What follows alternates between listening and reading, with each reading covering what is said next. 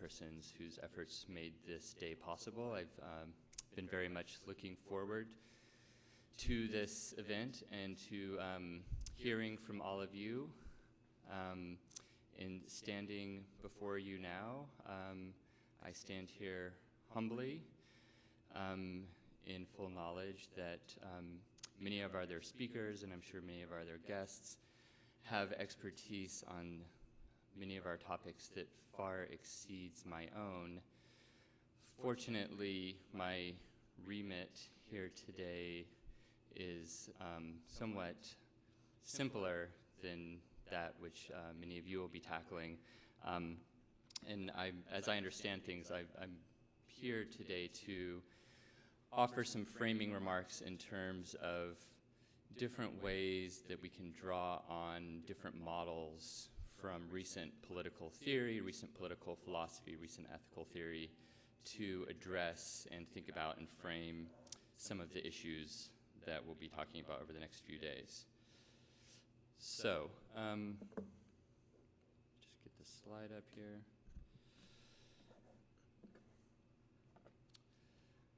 When the mapping of the human genome was announced as completed at the dawn of the 21st century, it seemed for a brief moment as if we were at last on the panoramic precipice of being able to solve the wonderful riddle of the relationship between who we are and what our genes make us into. Nearly 20 years later, the biological sciences have still yet to deliver their promised keys to human nature. Yet rather than dissipating in disappointment, the riddle of our genetic selfhood has only increased in appeal. We are now more than ever fascinated by the role that genes play in the formation of who you are. Just ask your friends or family members who have made use of the services of 23andMe that Joel mentioned a few minutes ago. Accompanying our abiding interest in investment in and investigation of our genetic human nature is an increasing recognition of an increasingly complicated set of challenges concerning the political and more broadly ethical implications of sciences of genetics, genomics, and now post-genomics.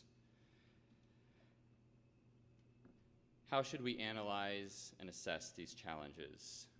What models of thinking about politics are available to us for doing so? Today, I want to just present a schema of 3 models for conceptualizing the politics of the genetic sciences.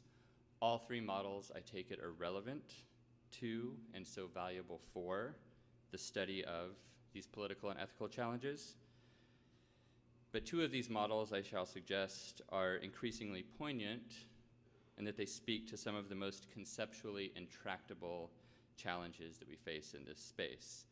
And one of these latter 2 models, I shall be arguing, deserves to be more fully integrated into our existing frameworks of political and ethical assessment. So the 3 models that I want to talk about can be referred to as the legalistic model, the biopolitical model, and the infopolitical model. So the first of these models, the legalistic model, this is the most familiar. This is the model we were all raised on. This is the model of politics and power as wholly concentrated when legitimate in the sovereign state. This is a model of power as carried out in commands, prohibitions, mandates, coercions, and even force. There are numerous examples, of course, of statist politics, of legalistic politics in the context of familiar debates in the genetic sciences, debates over legality of genetic cloning, genetic enhancement, genetic discrimination. These debates take place in parliament after parliament, country after country, and these debates, of course, are of undeniable importance. But following our invitation to step back, we might also note how easily these debates are cast in terms that are conceptually familiar. And given how familiar the conceptual terms of these debates are, which is to say, given how comfortable we are in thinking about politics on this model, the attention that we want to give to the legalistic politics of the state can quite easily distract us from other equally important debates concerning the politics and ethics of the genetic sciences. Now, this is important, of course, only if genetic sciences raise significant political challenges, moral concerns, and possibilities for injustice that occur outside of the conceptual space of, even if only because of their chronological priority to, the enactment of law and policy. So we face a kind of recurring political and ethical set of problems that get raised whenever new sciences and technologies emerge. New science produces new consequences prior to our being able to govern those consequences through the familiar tools of law and policy.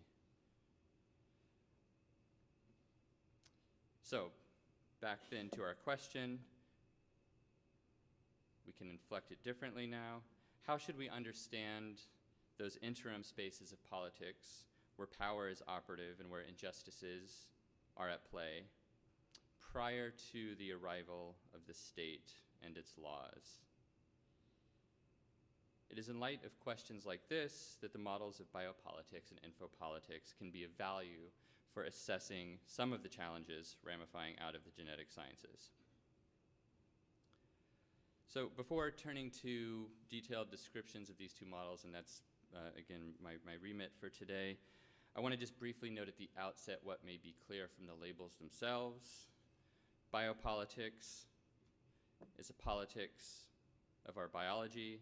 It's a politics addressed to human beings, and perhaps in some cases other animals, though I'm thinking here today of human beings. It's a politics addressed to human beings as living beings.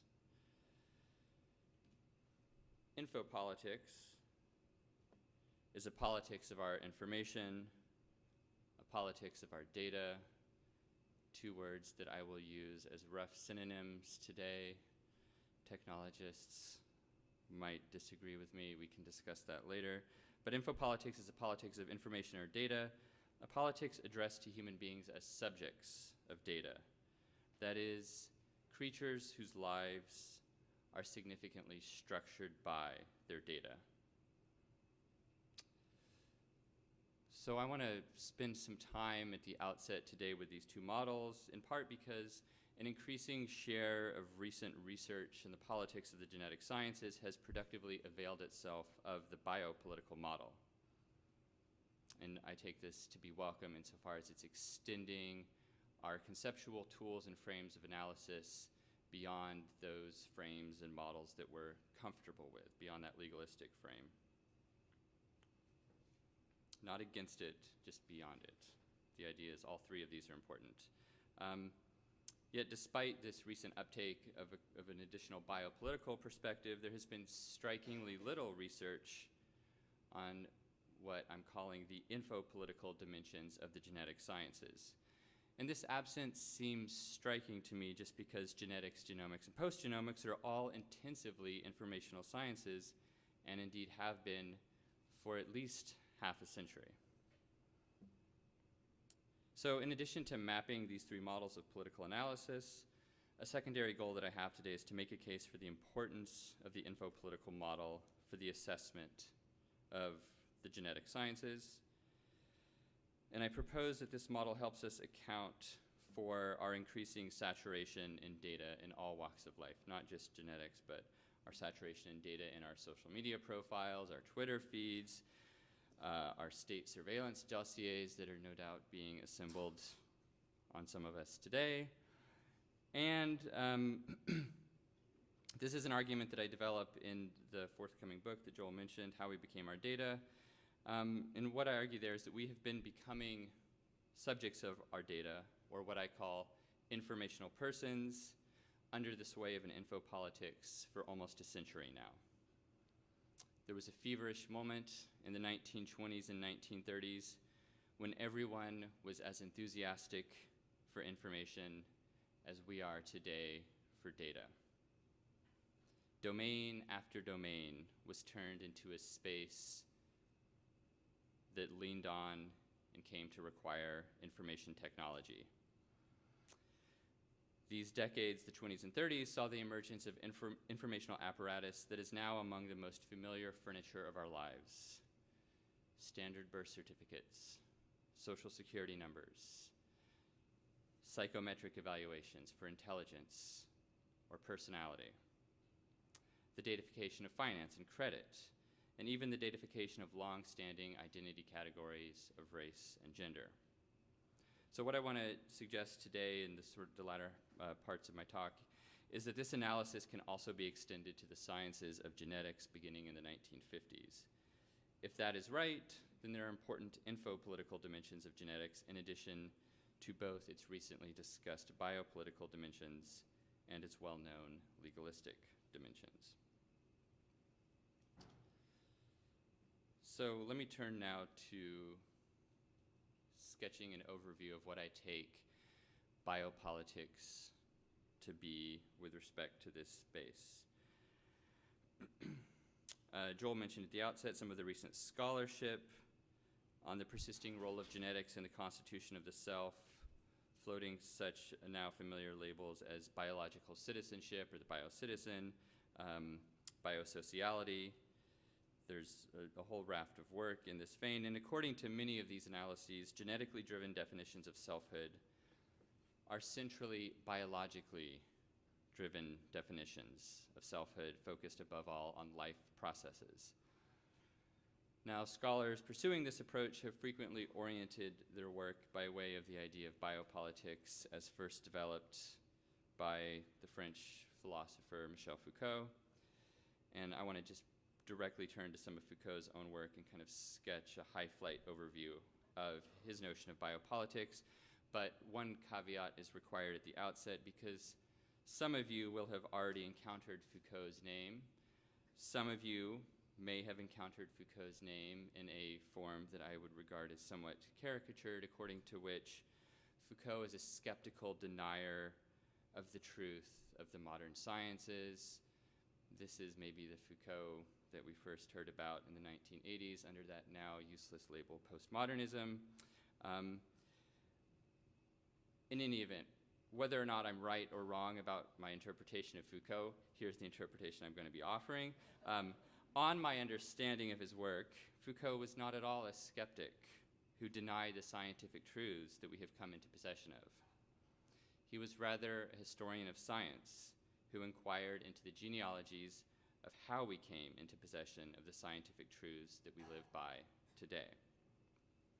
So Foucault's influential analyses of biopolitics then were genealogies, to use his technical term for his work, for his method, genealogies that involved intensive historical research into the 18th and 19th century sciences and, crucially, the stretch of their long shadow into today. Now, according to these genealogies, the biopolitics that emerged in that century was a politics of meticulous attention to life and living processes. Circulating between practices as seemingly diverse as epidemiology, education, and psychiatry, there emerged a biopolitics of the modulation of life, a whole political apparatus for the managerial adjustment of disease, sanitation, hygiene, and their multiple constituents. The emergence of vaccination drives is a familiar example. Biopolitical operations on Foucault's analysis always modulate life as it belongs to an us rather than a me. The object of biopolitics is a group, or more technically, a population. So with Foucault, we have biopolitics as a tripartite notion. It is a model for the politics of the modulation of populations of living beings. Now, in terms of the way that biopolitics operates, it's important for Foucault's analysis that it is first and foremost a productive politics rather than a repressive or deductive politics. It is a politics that emerged to foster life, to improve health, to increase longevity. And this is, in one way, I think, one way in which I think about what Eric mentioned at the outset about the gift of the biological sciences. Biopolitics is an effort to foster life, at the outset, to improve health at the outset, to bestow these gifts at the outset. But already implied in that, of course, is the other lens, a politics for disallowing life, or, less sinister but equally dangerous, a politics for neglecting life. In other words, already implied in any promise to foster life is the possibility of neglecting life. Buried within any biopolitics, then, is a trajectory for the potential differential modulation of separate populations of living beings. In other words, fostering life for some, neglecting the fostering of life for others. And it is precisely because of those differentials that the management of living populations can be fraught with all kinds of political and ethical challenges.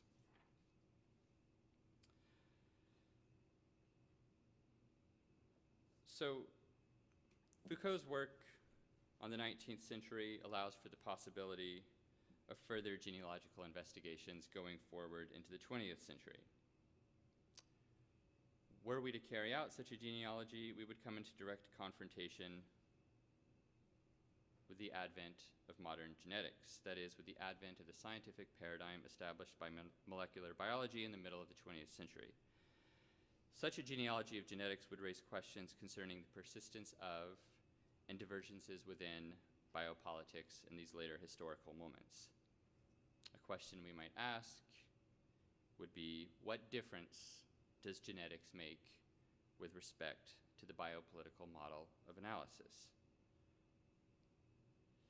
Surely there are many such differences. I want to attend to just one, and I take it to be one particularly important or major development within the genetic sciences that the biopolitical model does not itself take into account.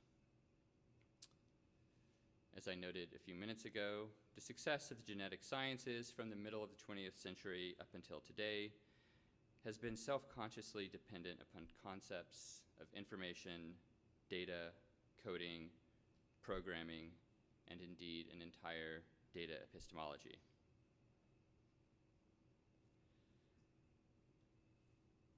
The most familiar label for this, of course, is the idea, the concept of the genetic code.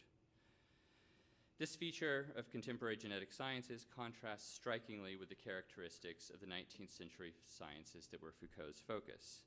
And if this contrast is not merely incidental, then a third model of political analysis may prove useful alongside, again, not against, not in opposition to, but alongside the more familiar models of biopolitics and legalism.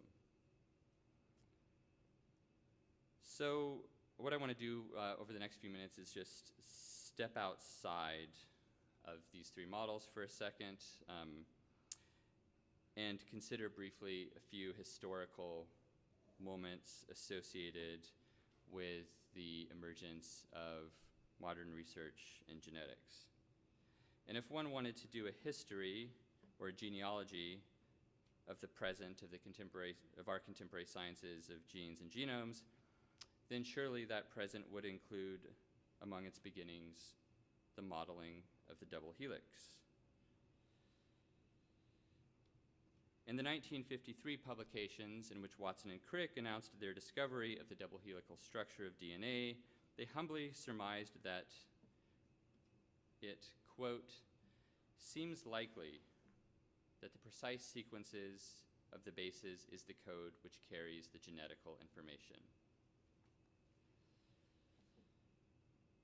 If you read the paper in full, if you revisit it and read it again, Watson and Crick simply assumed that the basic objects of research in genetics were processes of information transfer.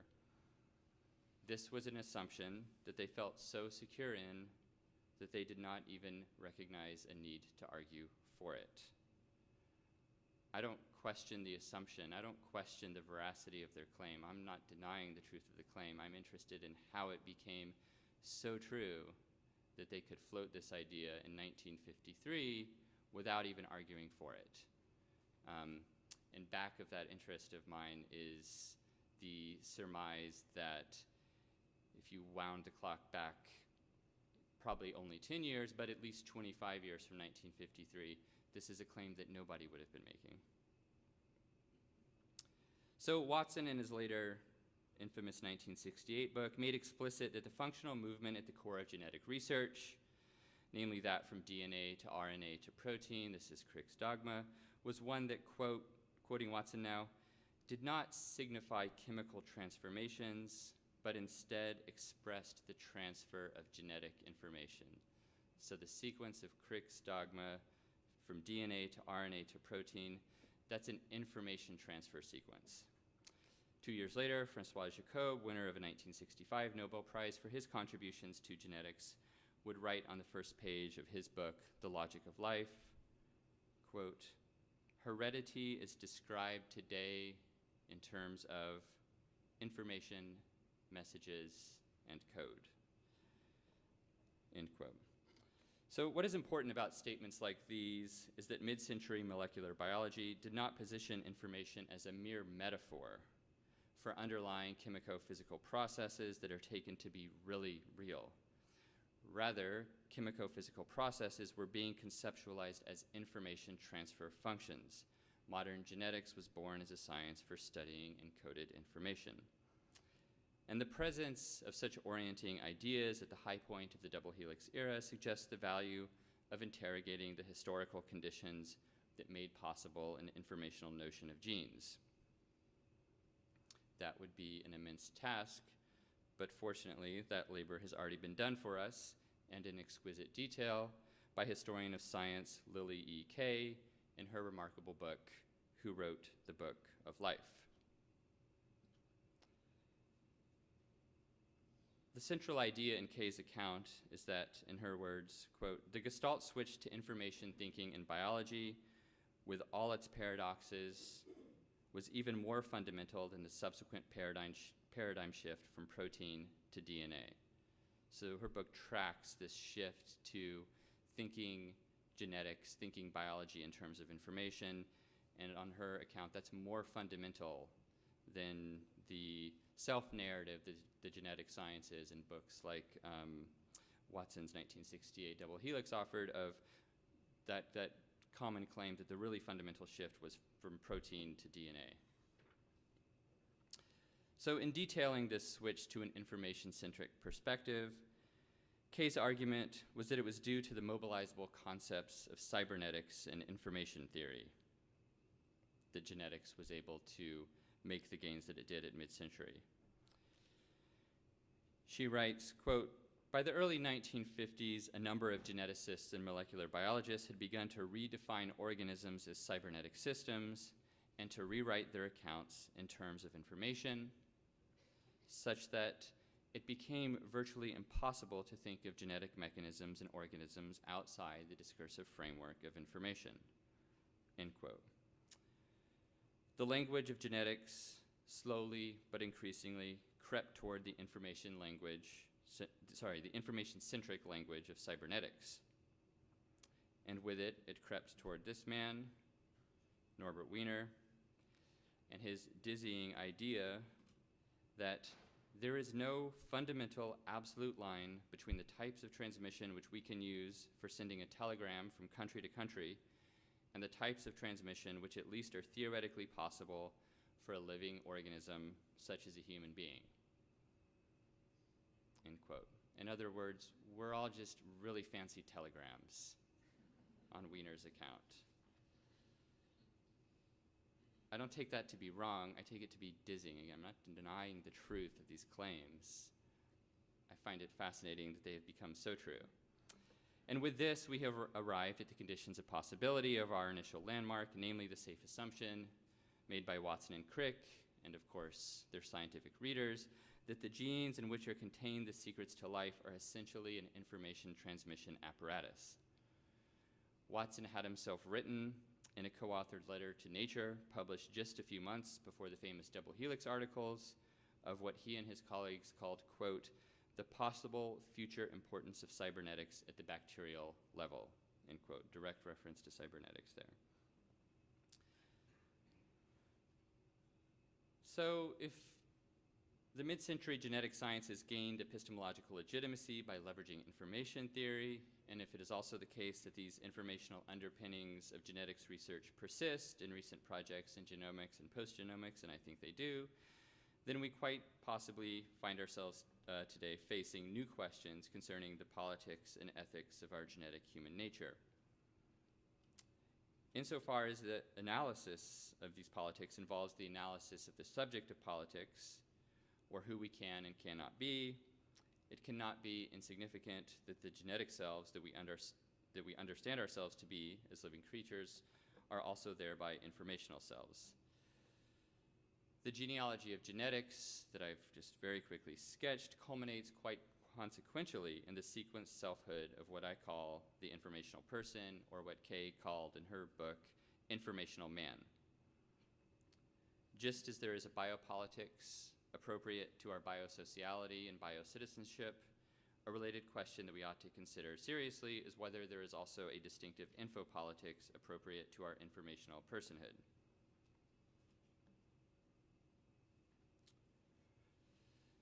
Now, of course, it needs to be affirmed that there is an undeniable biopolitics of genetic data. Just to repeat a point again, genetic data is used to modulate living populations by being deployed to foster life among some populations and to neglect its fostering among others.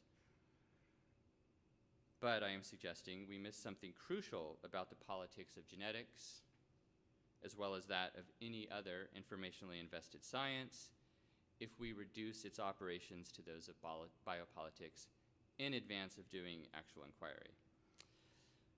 For in the case of genetics, our genetic data is also used to do much else to who we are. It has its biopolitical uses and its other uses too. One of these other uses, one of the other things that our genetic data does, and with tremendous success, is format us as subjects of data. This formatting increasingly occurs outside of and prior to our modulation as living beings, and prior also to the enactment of laws coercing citizens and organizations. In the distinctive work of formatting, whereby our data defines who we are and who we can be, we as informational persons are subject to a whole array of political and ethical differentials. So, to begin to specify what I call the politics of formatting, consider a golden thread that runs through the history of the genetic sciences from the emergent moment of molecular biology up to recent research in post-genomics. This thread is a seemingly obvious but remarkably important conceptual feature of the informational paradigm of the genetic sciences. The fact that genes code for what is codable. This fact expresses a reciprocity between the genes that code us and we who can be coded. Any feature of who we are that can be programmed by genetic material, or in the post-genomic perspective, by complex combinations of genetic, epigenetic, environmental factors, etc., is a feature that must itself be programmable. And accounting so well for who we are and who we can be, the genetic sciences are accounting for us as codable creatures, that is, as creatures capable of being formatted as data that can be programmed for. Now, out of this apparent truism of genetics unfold myriad implications, and among these are some specifically political and ethical implications of our being accounted for as codable data. So, to begin to get a grasp on these political challenges, I want to end with a contrast of two features of the fact that genetic sciences code for that which is codable, or two ways of taking this statement. Genes code for what is codable. The first feature is perhaps the more obvious to spring to mind. It can be expressed in the intuition that genetics, as a science of coding, must ignore those aspects of us which are uncodable or unprogrammable. What gets emphasized here is that genes can code only for what is codable. Call this the skeptical or anti-reductionist approach to the politics of genetics. This approach at its core is suspicious of the genetic infosciences as reductive of who we really are. I see no need to assume as a default position a skeptical posture toward working scientific practices. There's more to say about that, of course, but let me just move on to a second alternative model. This approach would emphasize that genes can code for whatever is codable, and encoding who we are, our genes and the information technologies through which we operationalize any inquiry into genetic function must be taken to code us in particular ways and not in other ways. This may seem trivial, but I think it's important as we are increasingly informationalized or datafied. Let me state this point in a general form as follows. Whatever is formatted can always be formatted in some other way according to a multiplicity of alternative formats. And it is in the multiplicity or plurality of formats where we can and should locate the politics and ethics of our encoding. So to move from that general statement to the particular context of the genetic sciences, consider as an example the long history of attempts to discern genetic factors in various mental aptitudes such as intelligence. This checkered history, of course, persists today, as attested by two recent meta-analyses in Nature in 2017 and 2018. The 2017 study covered 78,000 persons. Now, any such attempt to trace genetic correlates for aptitudes like intelligence must come to terms with the multiplicity of available formats for coding on both sides of that analysis. That is, both with respect to the property being measured, in this case intelligence, and with respect to the biological correlates of the measure that genetic research will account for.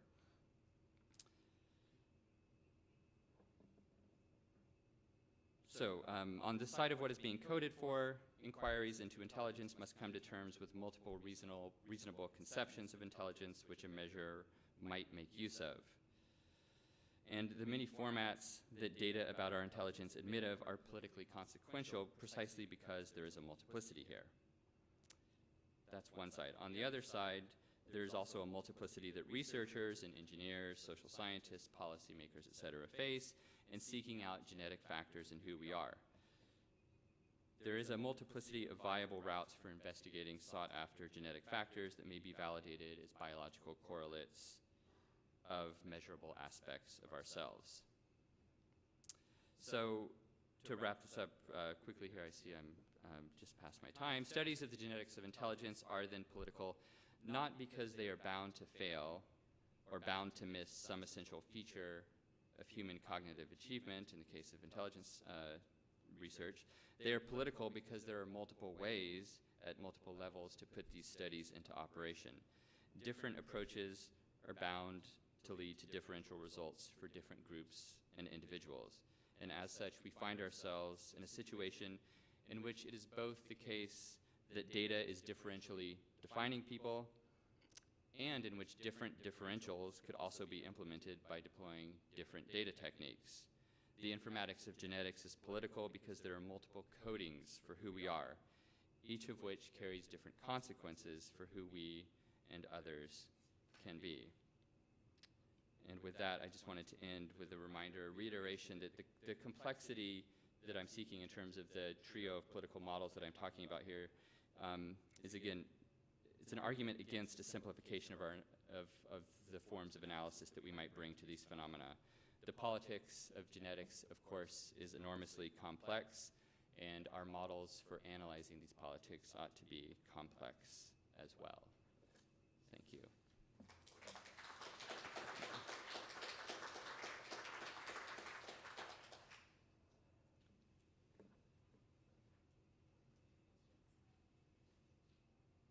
So I guess operation here is we have a few minutes for questions. I can, either way. I should mention that we set aside 50 minutes.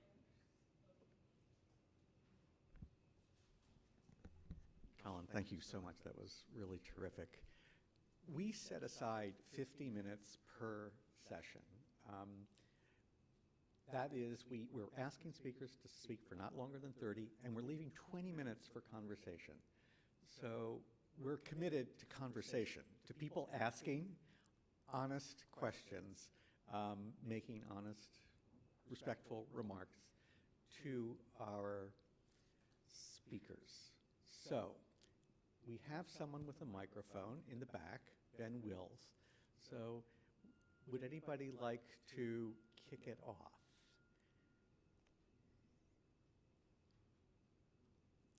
Sandra, and you want to take it from here, Colin? Thank you. Hi, thank you so much for that talk. There was a lot in there, and I learned a lot. I have a question about where you ended in terms of the differential interpretation and implementation argument. And I noticed that the rings you had with your three models, that bio and info overlap, but not the law. And I'm wondering if you can bring us back to the law and to expand a little bit about this differential interpretation and implementation and how that relates back to the legal framework. Yeah, thank you.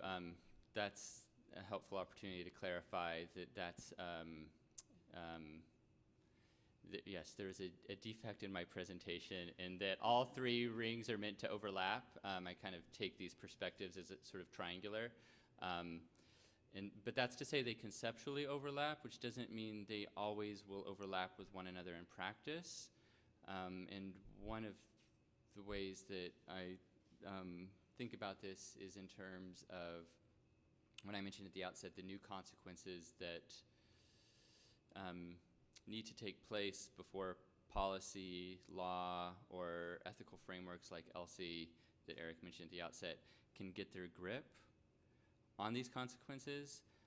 We need ways of bringing these consequences into light. We need ways of bringing these differentials into light before the more familiar tools of law can wrestle with them, can shape them, can guide them by statute, et cetera.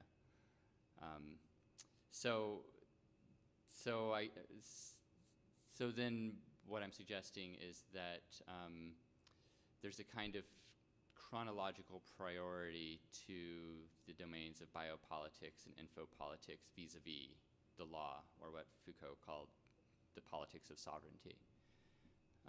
And I don't know if I'm answering all of your question or just part of it there, but just hand it right next to you there. Hi, this is Jenny Reardon. Thank you for your talk. I have found Foucault really useful in my own work over the years. I'm sure many of us have. I also want to pick up on the last point about the differential point that you were making. I mean, one of the things that's, and I think Foucault thought about this too, is the proliferation of difference, and the way in which there's almost a demand for the production of difference and a stating of difference, and that itself is a kind of form of power. And genomics is, if it is anything at all, I think one of the basic things we could say about it is it's very good at producing difference. So it's interesting to hear you kind of make an argument for the need for difference in our way of understanding things for a system that is fundamentally about difference. And there is, I think, on the one hand, of course, a kind of germane general point about the need for complexity in our thinking, which I think the organizers have really called us to do, and they're calling out of binocular vision in the beginning part. This is not one thing or another, but both things. That's one way to talk about complexity. Another way to talk about complexity is that there's just a whole bunch of different things. Mm-hmm. And, you know, it's true. That's a true point. However, in practice, and this is what I want to push you at, in practice, what does this look like? And I think the organizers are asking us to ask this question too. What does this look like, feel like in the lived lives of people, in the lived politics of genomics? And in just one domain that I will cite as a practical example, and I would ask you to provide us for practical examples as well. I know you're a philosopher, or theorist, but I think the practical examples become constitutive, actually. is in the debate about race. So you may know about the whole David Reich, New York Times op-ed that appeared in March. And what was striking about that op-ed in some ways is how Reich was able to take almost every position in that op-ed. He was both a social constructivist, he was a biological realist, he, was able to occupy, it was hard to kind of critique Reich because he was occupying every single position. And I think that part of what genomics allows is for that kind of claim, any kind of claim actually, and to claim all the difference. So I guess I'm wanting to push you beyond we need differential ways of thinking to how do we do difference? Why difference now? What is the politics and political frame? And if you think with Foucault, what is the episteme in which there is a demand for difference, both in our thinking about our biology and our politics?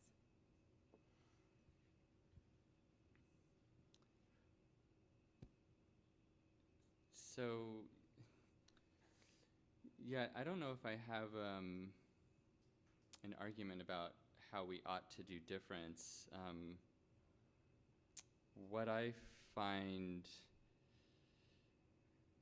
compelling about some of the questions that I've encountered in this space is that there's, as I see it, a need for a set of political models that gives us grip on that kind of productivity of difference that perhaps you're describing.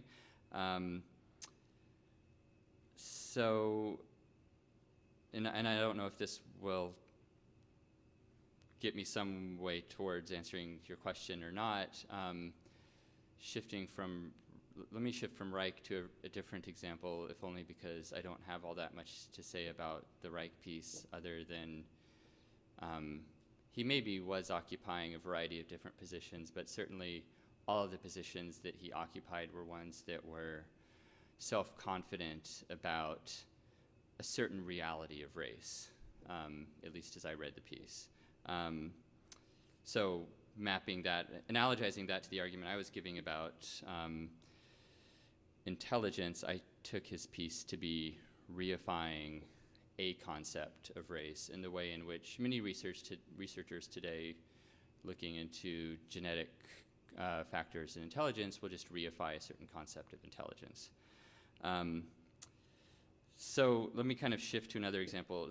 So research in behavioral genetics in terms of trying to find correlates with factors for certain kinds of behavioral phenomena. And so again, what I'm trying to press here is that there's a politics, that one aspect of the politics at play here with respect to specifically the politics of data is the way in which persons' behaviors get formatted as data. And when we think about data, we often think about it in sort of, my slides are gone, in these kind of more complex forms represented by arrays of letters or numbers and computer code, et cetera, et cetera. But in the context of behavioral research, it's often something much more old-fashioned and simple. It's a clipboard and somebody's pen making marks on it, and then that eventually does get transcribed into computer systems. But those clipboards are always bear forms whose designs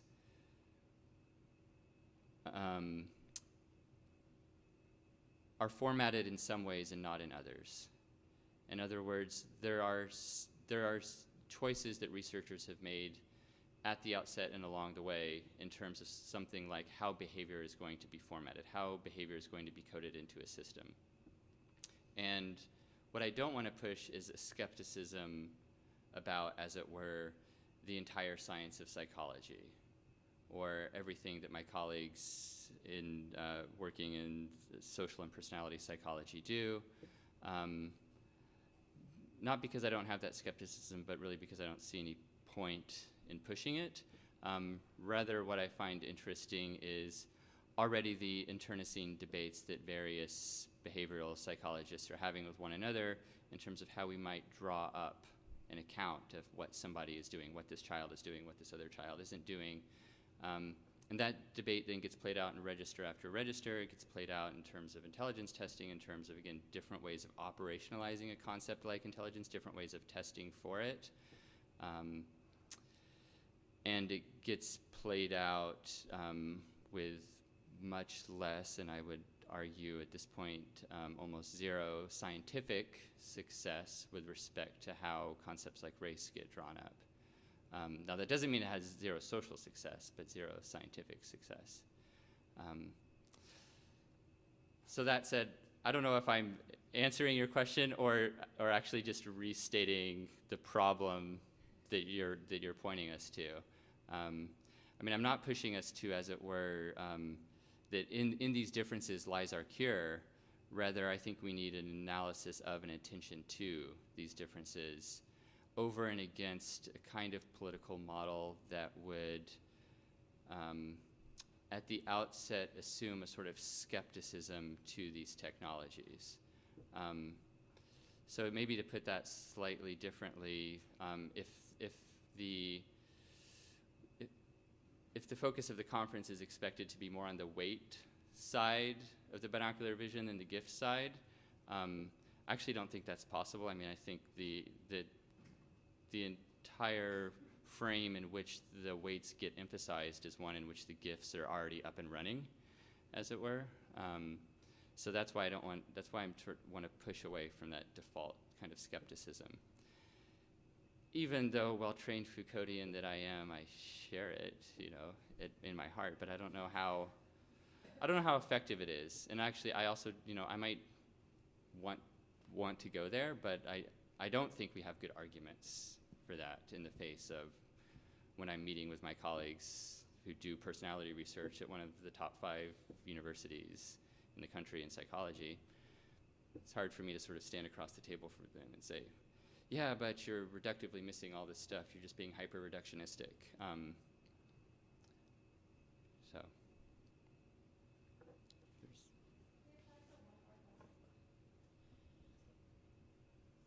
Thank you. You referred to how genes code what is codable. Can you give us some examples of what's codable and what is not, and perhaps how our understandings have changed over the years and what may yet lie ahead in that regard? So I don't mean anything particularly complicated with that. All I mean to be referring to is the enormous wealth of published research out there discerning genetic factors for various, again, behavioral, mental, phenotypical, et cetera, characteristics that persons have. In many ways, I called that a truism. Genes code for what is codable. That's a tautology in the sense that, of course, only that which is codable can be coded for. In other words, of course, researchers in genetics, genomics, and now even post-genomics can only look for that which can be drawn up as data, be it by way of clipboard or mass-scale big data epidemiological study. So what I'm pointing to there is really sort of the entire, as it were, informational paradigm, the entire thrust of that vein of research.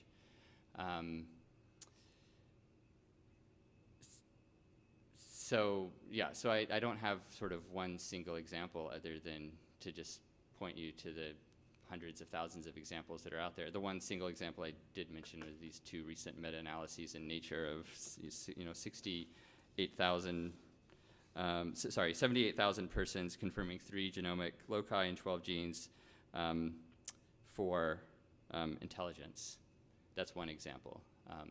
So intelligence is something that is being coded for in these studies. This is the hypothesis of the research. Intelligence is something that is being coded for by our genetic code. Our code codes for our intelligence, which therefore, again, tautologically is codable.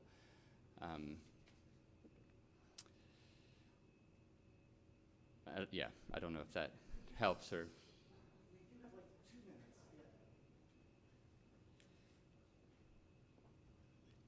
Yeah. That really has been, that's been wonderful, incredibly helpful.